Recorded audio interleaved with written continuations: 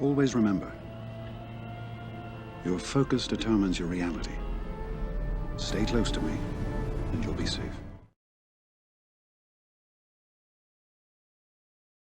Yo, how we all doing today? Hopefully you guys are all well out there.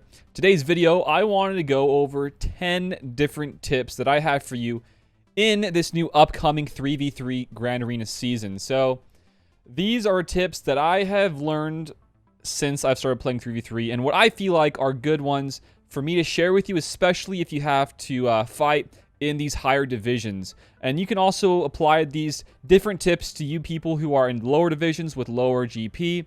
It's going to be pretty much the exact same thing. Maybe some of these apply to other people more than some, but it just kind of depends on where you are. In this 10 tip list, this is more for those top end, Div 2, Div 1 players. And first things first, tip 1. Tip 1, mentally prepare yourself for 3v3, guys. Mentally prepare yourself, because this is, at least in my opinion, it's not a fun Grand Arena season. I mean, I have had fun in the past, but it definitely gets to a point where I'm just like, this is so lame.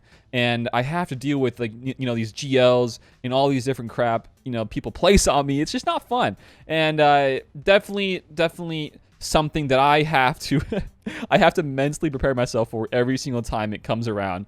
And I will be doing streams, by the way, on this account and also my other account. So if you guys want double the GAC 3v3 action, guys, follow the YouTube, sub to the channel. Heck yeah. All right, so that's number 1. Tip 2 is something a bit more useful, and it's the mods. Mods in 3s and even in 5s. GAC as a whole. Mods are pretty dang huge, guys, and we're going to go into other parts in this top 10 of why mods are really, really important, encounters and whatnot, but making sure that you have mods on your 11 teams. Got to keep in mind that for 3v3, you have to place, when you're Div 2 and Div 1, you have to place 11 teams on defense, and you have to keep 11 for offense. So in a different video, I'll be going over all the best defenses and also offenses, in my opinion, for 3v3 that I've used personally. And just kind of going over that. But that's for a different video. But definitely mods. They're a huge, huge thing here. And one of the most important things I give you guys for advice is when it comes to speed sets and your fastest speed set. There are a select few people that actually want the fastest set. And rather than, spreading it all around, having not like 1 or 2 or 3 really fast characters, and you maybe actually spread those sets to everybody else. In 3s, it is especially important to have, 1 to 2 to 3 different characters having those 3 really fast speed sets, because in 3s, there are 2 less people on your team, and you have to fight, right? So having, those fast sets on those particular characters, it is insanely important, guys. So having speed sets in particular, having them on some of your fastest characters, they will do you so many good things for you in 3. So just mods, very briefly, they're a pretty huge part. Speed sets especially, very, very beneficial for you in 3v3. So there you go. Number 2, that's mods. Number 3, like I said, I'll be going over different splits in teams and defense and offenses in a later video, but having splits here is very, very important. So for example, having the trio here, they're one of the best trios in the game for 3v3. They're a great defensive team. There's one for you. These guys right here, the Bros and the OG Finn, they're great as well. So pretty much for this one, splits is having the best splits for all of your teams. So like if you want to do, for example, keep Han and Chewie for offense, then you can definitely set one of these CLS teams for defense. So that's one split. You also have the Geos and the Separatist splits, all the droid splits here, just making sure that you even out your defenses and your offenses as best as you can. It's very, very important to do that, so that way you don't go too overkill for the offenses and you don't go too overkill for the defenses. Having an even playing field is very, very nice. So yeah, different splits are very, very huge for you, especially if you are going towards and working towards a GL. Having those requirements for those GLs and those characters with relics definitely will be helpful. Like, for example, the First Order, the Mon Mothma teams, and so on and so forth. Having those guys splits, they're very, very important in my opinion for 3s. And that applies to everybody, not just these top end, Div 1 and Div 2 players. It helps everybody. So there you go on that one, splits. The next ones are going to be plug and play characters.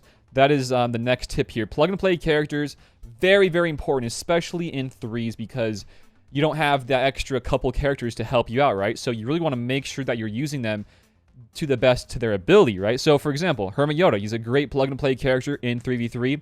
He's great in counters to, you know, some GLs. He's even great for defenses. Those heals are super clutch. So having Hermit available on your roster is extremely, extremely useful. So that's one of them. Another one I would like to point out is a pre-taunt. It doesn't have to be L3, but it could really be any other pre-taunt in the game. You know, L3, Shore Trooper, really anybody who has a pre-taunt, guys. L3 is my favorite, though, because she is so plug and play with her pre-taunt and how she works and functions with her unique and the cleansing and her extra taunts and all that sort of stuff. I love L3. So having another pre-taunt on your roster is super huge. A great plug and play character for both defenses and offenses. And then, of course, you know, you come down here to Wat Tambor. You don't have to use him in this team, but it is an option. I like him with actually Master Luke personally. But Wat Tambor, one of the most important plug and play characters for 3v3, and also depends on if you want to save him for offenses or defenses. So just want to keep in mind for your roster, and in 3v3 in particular, he is super, super important. But other ones that are not, you know, those three, I guess you can say, I think it's very important to have, especially for those not rosters rather, but for factions that are very, very vast and they're very large factions, you know, like the Jedi, like the Galactic Republic, and, you know, maybe even some Sith. You know, having those extra plug-and-play characters like a Traya for the Sith, having maybe you want to use like a GK, he's pretty plug-and-play as well for the, you know, both Jedi and the Galactic Republic. Having those guys spread around, or just keeping them for your offenses for, you know, maybe a certain use, they're very, very important to you guys in these different 3v3 rounds. So there's a few options for plug and play. Just having those guys available to you, or maybe setting some on defenses. They're very, very important. You do not want to waste them, guys. That's the biggest thing. You do not want to be wasting, you know, like a Wat Tambor and never using him. You know, it's going to be one of the most sad things ever, at least in my opinion. I think it's really, really depressing not using at all, like a Wat Tambor or like a Hermit Yoda, and just having them, you know, on the bench. It's very, very sad, in my opinion. But there you go, plug and play, guys. Next ones I would like to mention. I can't really show you. I can't go into the Grand Arena just yet, but as you go in, you know, when you see the whole layout of the board, and you see, you know, the ships in the top left sector, then you have the characters in the top blocking the ships, and then, you know, characters in the front, and then the characters in the back of that wall. So you see all those different placements, right? Well, this next tip is the placements of that. So placements are very, very, very huge in my opinion, especially in 3v3, guys. So this is more in part with another future tip I want to give out, and that's regarding GLs. But definitely when it comes to placements, either blocking a GL or having a GL in the front wall will definitely help a lot in forcing some certain counters. And it's, I mean, the same way in 5s, but 3v3, it's even more annoying to have to deal with a GL in the front wall. So if you guys do have a GL, definitely set it in one of the front walls. Or better yet, if you don't have a GL and you only have like one of those really strong trios, like maybe a Darth Revan, one of those COS, maybe one of those Resistance ones, setting those in the front wall actually is very, very strong as well, because it pulls those really strong and better teams and counters that the opponents might want to use on those teams. So pretty much this whole tip here for placement is setting those better teams in the front wall, because it pulls different counters. And with 3v3, you can have some, you know, not as great teams in defense in the back wall behind those, but definitely some great and stellar teams that can still make it a bit tougher for them to full clear you or get max banners on. So that's that one, and it's a great leeway with the banners, because the next tip here is banner efficiency, guys. Banner efficiency is the same thing in all parts of Grand Arena, and people, I mean, I guess if you're like wanting to go for Kyber, if you want to go for top spots and leaderboards, this is like one of those bigger things. If you guys are not about that life and you don't really care at all, well, then this is probably not the best tip for you. But I personally love to get max banners as best as I can. So this is more for offenses. Banner efficiency is more for offenses. Yeah, I have a lot of GLs here saved. I'm not going to be using these. Are totally different ones than what I'll be using here in the next 3v3 season. But for example, you know, having like undermanning teams with JKL, maybe some bounty hunters, you can do that with some Traya Scion. Pretty much keeping some teams that give you max banners, or close to max banners, that is really, really huge for you in threes. You know, having those extra banners with teams that maybe aren't a GL, maybe they're not a top tier counter like maybe not, you don't want to be wasting a JKR, we'll definitely have other teams and encounters that can give you max banners without having to waste a very strong team like a GL, for example, all these different GLs that I have. So pretty much with this one, getting max banners and trying to set, a strong defense as well. So that's that one.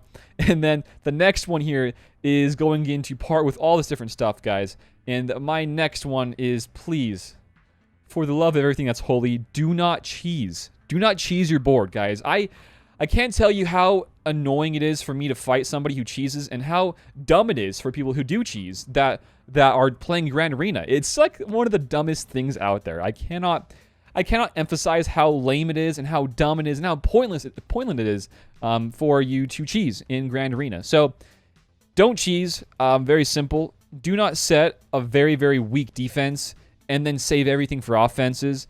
If you guys are just like super out of it with your counters, then maybe I can see that. Like if you haven't played in years and you just want to save everything, then maybe I can see that. But if you guys are up to date with your counters and you know how to play the freaking game, do not cheese. Set a good defense and save a good offense. You can definitely do that really in any division of GAC in Grand Arena. You can definitely pull it off, guys. So don't cheese. For the love of everything that's holy, please don't cheese, guys. It's not fun. So that's that tip. Don't cheese. Don't be one of those guys that cheeses. So next one here, the next tip here I got is for you guys is the GLs. And this is the last one that really goes into Grand Arena.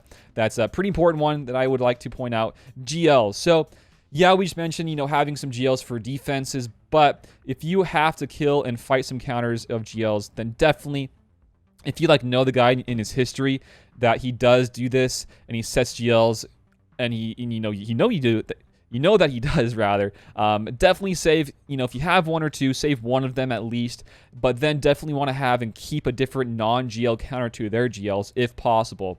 And that's pretty huge, guys. Having that available to you is going to be very, very huge. A lot of standard teams that you might see a lot of for GLs is like this Ray team without, of course, Bastila, but just like Ray in general. You might see a bit more Master Lukes, but a lot of people love saving Kylo for offenses. So just a couple things to worry about and to point out here with GLs is if you do know and you look at his history or their history, whoever's history it might be, and you see that they do set GLs, then definitely keep one of your own because it can get to a point in 3v3 that you just can't clear them if you don't have another extra GL counter. And there are different counters out there that do not require GLs. In like a mirror match or whatever it may be, you can definitely, use like a JKR. You could use like a gas lead for some of that cheese. I say cheese. It's kind of cheesy, but not as cheesy as not setting a good defense, right? Am I right, guys? But, other counters, definitely want to keep those if you have to kill other GLs. Definitely one of those really great things to keep in your back pocket. So, just in this tip, guys, GLs, got to be aware of them, that they exist in the game, and especially in 3v3, they can be a very, very annoying pain in your side. So having just something available to counter them will do you a lot of great things, even if even if they're not going to give you the best banners. Having a counter to a GL, whether it's like an Emperor that doesn't give you many banners, maybe a gas team that doesn't give you many banners as well, just having that available to counter and kill one of those GLs is super huge for you. So that's that for the offenses. And I guess for defenses, if you guys know that you have more GLs than them, or you just want to be a bit more of an alpha, definitely set your own, because that's also a great freaking tactic. Because guess what? If they don't have a counter to that team either, then you are good to go. They might have wasted GL as well versus yours, so you're definitely good to go. So just a couple things to look out for, guys. There's a lot of great things and tactics to go about in your GAC defenses and offenses. So that's that one. Next tip I got for you guys is to smack talk your opponent. Everybody knows that 3v3 is a lame mode, so why not just make it even that much more fun and have some fun with your opponent, smack talking them, getting them all riled up in the DMs in the game, and just, just putting it to them, guys. Honestly, I love actually smack talking some people or just messing with them. It's a fun time. It does make it a bit more entertaining as a 3v3 season. I'm not saying go overboard or anything, telling them like they're the worst player ever, but just, having some fun, some banter going back and forth definitely helps with easing the pain of this whole 3v3 season to make it more bearable. I like it. I'm not saying I do it all the time, but like when I do it on my other accounts, it definitely is a lot of fun. So keep it clean in the DMs. Don't go too crazy. Be a gentleman. And yeah, that's about it for that one. And then the next one, guys, is heck, don't even join 3v3 if you guys hate it. If you guys just don't like this mode at all, just don't join, don't play. Or if you want to go for one of those really awesome what's it called again? The what is it again? The Carbonite. Go for the Trapped in Carbonite title, guys. If you want to go join, don't play at all, and just set like nothing at all for them, and you get that title, go for that too. This is not one of those modes that I am particularly keen on playing. I think there's a lot better modes to play, like, for example, this new Conquest. I'd rather play Conquest than 3v3 personally, but hey, that's just me. But yeah, if you guys don't want to play, then don't play this mode. Although, you do get some good rewards if you guys want to. But yeah, 3v3 is just kind of lame in my opinion still. But yeah, guys, that's probably it for today's tips. I'm not even sure if you can consider those tips or not, but hey, that's what I got for you today. That's what I whipped up out of the freaking back burner for this video. But you guys are awesome. If you guys think of any other tips and tricks you guys want to share in the comments, definitely share those down below. And I think that's about it. Like I said, I'll be going over some more teams for defenses and offenses later on. Next week, I think on a Monday, I'll post that video. So keep in mind that one will be coming out. But that's it, guys, for today. If you enjoyed today's video, give it a like, share it around, and if you guys are not subbed to the channel, definitely sub. We would like to hit that 15K sub goal, guys, so definitely sub if you guys have not yet. But that's it for me today. Thank you for watching, and until next time, I will see you all later. Peace out, and have a good one.